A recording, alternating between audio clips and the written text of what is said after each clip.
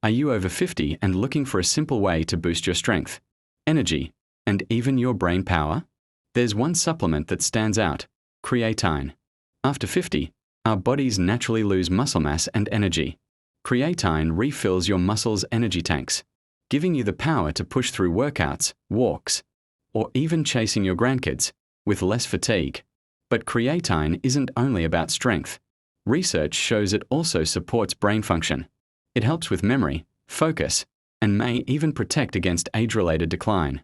The most common and effective dose is just 3 to 5 grams a day. Take it with water or after a meal. And creatine is one of the most researched and safest supplements available, even for people in their 60s and 70s. So if you want to stay strong, active, and sharp after 50, creatine may be the simplest upgrade you can make. For more health and lifestyle tips, don't forget to subscribe to 50 Plus Taves.